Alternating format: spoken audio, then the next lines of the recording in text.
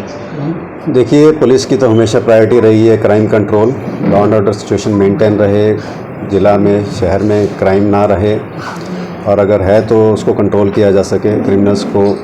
Criminals के अंदर भय पैदा हो, पब्लिक के अंदर पुलिस के प्रति जागरूकता रहे और पुलिस के लिए एक सद्भाव रहे, पब्लिक और पुलिस में आपस में समन्वय रहे।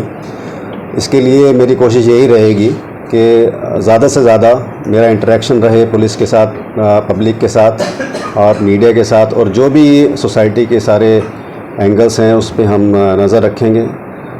सबसे बड़ी बात ये है कि आप सबको जैसे पता है कि अभी इलेक्शन का माहौल है, विधानसभा इलेक्शंस जो हैं अनाउंस हो चुके हैं और ये बड़ा सेंसिटिव इशू रहता है। तो इसके अंदर भी हमारी पुलिस की, प्रशासन की यही प्रायोरिटी रहेगी कि हम निष्पक्ष और भयमुक्त इलेक्शंस कंडक्ट कराएं, लॉ एंड ऑर्डर मेंटेन रहे, सिक्योरिटी एंगल से भी हमने सारे बंदोबस्त किए हैं। तो आगे मैं समझता हूं कि अगर पुलिस अच्छा काम करेगी और हमें जनता का सहयोग भी मिलेगा और सभी का सहयोग मिलेगा तो हम अच्छा काम करके दिखाएंगे। सर, शहर में बाइक चोरी की घटनाएं बहुत ज़्यादा होती हैं, क्या कुछ फोकस?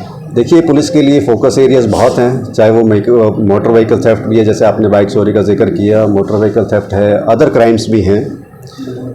तो पुलिस की प्रायोरिटी रहती ही है, फोकस रहता ही है कि क्राइम पे कंट्रोल रहे, क्राइम ना हो, ज़्यादा से ज़्यादा हमारी पुलिस प्रेजेंस दिखे, हमारे जो ऑफिसर्स हैं, डीएसपी साहिबान हैं, एसएचओ, चौकी इंचार्ज हैं, अदर जितने भी हमारे यूनिट्स हैं सभी हाइपर एक्टिव रहें, ना केवल इलेक्शन के माहौल में, बट ये हमारा रूटीन का काम भी है। हम चाहते हैं कि इस प्रकार की सोसाइटी में कोई हुड़दंग ना हो, भयमुक्त सोसाइटी हो।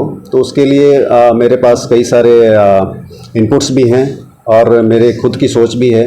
जो इशू पब्लिक एट लार्ज को अफेक्ट करता है, चाहे वो ट्रैफिक जैम है, ट्रैफिक की समस्या है, थेफ्ट की समस्या है, ईव टीजिंग की समस्या है, बुलिंग की समस्या है, या फिर जो ये आवारागर्दी है, इस पे मेरा मेन फोकस रहेगा। मैं चाहूँगा कि पब्लिक भी इसमें मेरा सहयोग करे, पुलिस का सहयोग करे और हमारा इस पे कड़ा रुख रहेगा।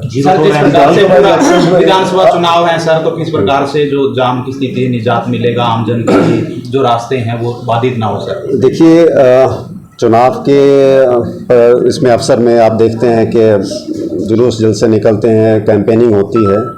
ये एक ऐसा इशू है जो कि रहेगा, होगा भी, और इसको हम अवॉइड नहीं कर सकते। लेकिन हमें अगेन मैं वही कहना चाहूँगा कि हम जो परिस्थिति है उसको देख के हम अपने बंदोबस्त ज़रूर करेंगे, सारे इंतजाम लगाए जाएंगे। ट्रैफिक जो हमारे यूनिट है उसको हम हाइपर एक्टिव करके ड्यूटियाँ लगा के उनसे अच्छा काम लेंगे। जीरो टॉलरेंस को लेकर सर क्या कुछ अधिकारियों को आपकी तरफ से संदेश रहेगा? Zero tolerance in all aspects, चाहे वो कोई भी एंगल हो, किसी भी तरीके से हम ज़ीरो टॉलरेंस की नीति को अपनाएंगे।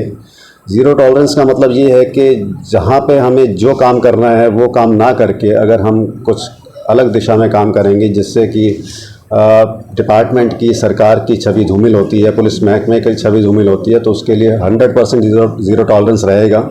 क्योंकि कोई भी इंडिविजुअल पूरे डिपार्टमेंट को बदनाम नहीं कर सकता। तो मैं ये चाहूँगा, और ये मेरी सबसे अपील भी है, जनता से भी अपील भी है और पुलिस डिपार्टमेंट को भी यही कहना चाहूँगा कि जनता के हित में काम करें और आप जिस चीज़ के लिए आप अनुबंधित हैं, जिस चीज़ के लिए आप तनख्वाह ले रहे हैं, उस चीज़ के साथ जस्टिस करें। इलेक्शन में जो है ये असला धारकों को किस तरह के निर्देश दिए गए? देखिए, इलेक्शन के माहौल में बहुत सारे डायरेक्शंस होती हैं, डायरेक्टिव्स होते हैं कमीशन के द्वारा, और एक लिखित में इंस्ट्रक्शंस हैं। तो उसमें वन ऑफ द इंस्ट्रक्शंस ये भी है कि असला जमा कराना होता है। तो ये जो इंस्ट्रक्शन है इसको फॉलो किया जाएगा, जिस तरीके से बाकी इंस्ट्रक्शन फॉलो की जाएंगी कि क्या करना है, क्या नहीं करना है। जो कोड ऑफ कंडक्ट है, जो मॉडल कोड ऑफ कंडक्ट है, उसकी पालना हेतु सारे एक्शंस का काम किए जाएंगे। सबसे ज़्यादा नशा सप्लाई होता है अपने जो एरिया, तो इलेक्शन के दौरान देखिए, ना केवल इलेक्शन के दौरान, ये हमारा एक प्राइम टारगेट है नशा मुक्ति। चाहे वो नशा किसी भी प्रकार का हो, चाहे शराब का नशा है और लेकर के, चाहे स्मगलिंग भी है, और दूसरा नशा जिसकी वजह से शायद हमारा यूथ ख़राब भी हो रहा है, तो वो भी मेरी एक मेन प्रायोरिटीज़ में वन ऑफ द प्रायोरिटीज़ है। तो किसी भी, क्योंकि मैंने अभी पदभार संभाला, तो मैं समझता हूँ कि अभी मैं पूरे एरिया की जानकारी लेके सारी जानकारी लूँगा और आपसे भी यही सहयोग है, जनता से भी यही सहयोग है कि मुझे जानकारी दें। मैं 24/7 अवेलेबल हूँ।